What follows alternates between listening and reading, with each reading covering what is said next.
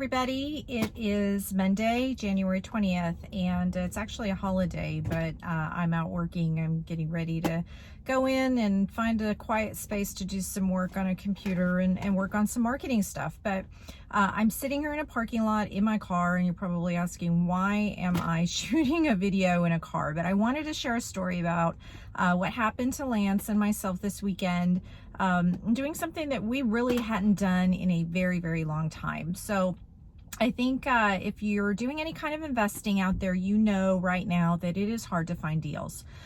People are just bombarding the regular folks, the foreclosures, the probates, all of that good stuff with direct mail. And so it's getting harder to find deals. Lead lists are being combed through. Foreclosures aren't really there, and we don't really do that business. So how do you find property, whether it's to flip, wholesale, owner finance, whatever it is that you want to do, and where do you find opportunity?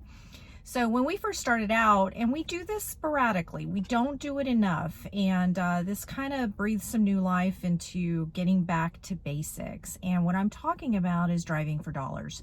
I had seen a couple of multifamily properties that I was interested in, and I just tagged Lance and said, let's go out for a drive. It was Saturday, it was beautiful, let's just kind of get out and take a peek at these, and we'll be gone for a couple hours and we'll see what's going on. So we took a drive down to an area that we had a particular interest in, and the property that we went to go look at wasn't really kind of what we wanted, or at least not yet. We haven't decided what we want to do with that. But as we're leaving this little area on a major street that goes to the highway, Lance catches something in his eye and says, turn around. And so we went back, and he's like, look, there's a vacant RV park.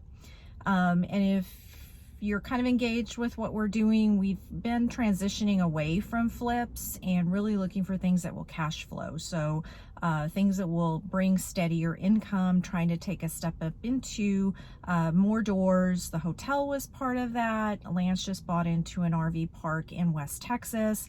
And so we kind of have an interest in this space. But this doesn't matter if it's an RV park, a single family home, a vacant property, a piece of land, commercial real estate, it doesn't matter.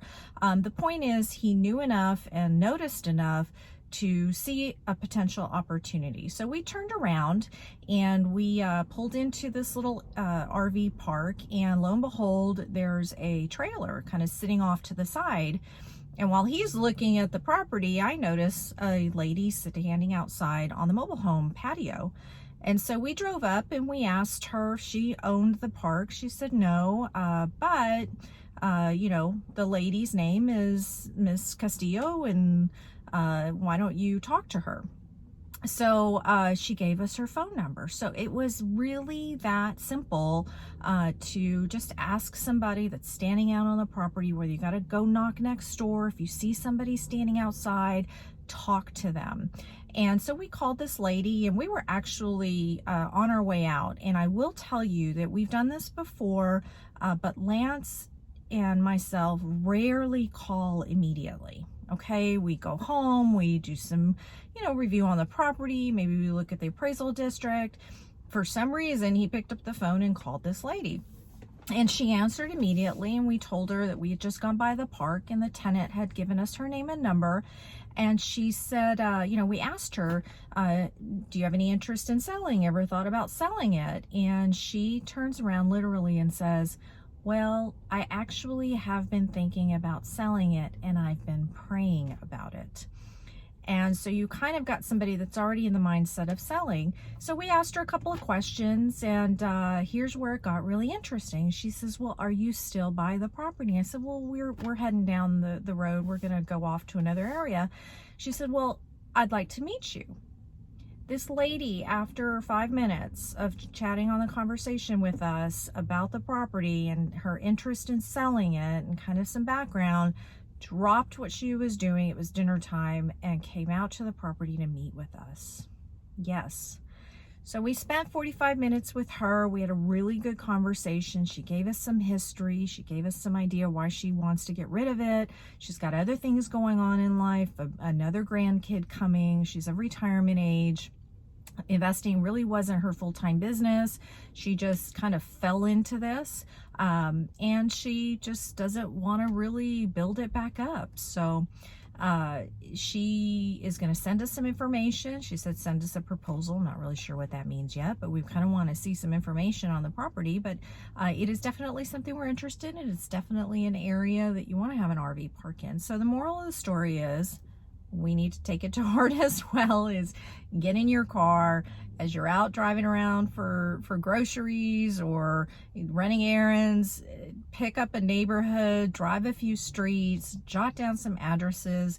If you see something that's interesting, knock on the doors. If you see anybody outside, start asking questions, because we've learned time and time again the neighbors know what's going on with that house. I guarantee you. And if they're friendly, chances are they'll have some phone numbers or contact information, and you'll be able to pick something up. So we'll keep you posted if this goes anywhere, may or may not, but it was kind of a revelation to us again, and enforcing that driving for dollars can definitely lead to deals. So doesn't cost you anything to get in the car, a couple dollars of gas, an hour of your time, and you never know what you're going to pick up. So get back in the car. It's a holiday. There's not much going on. Happy investing.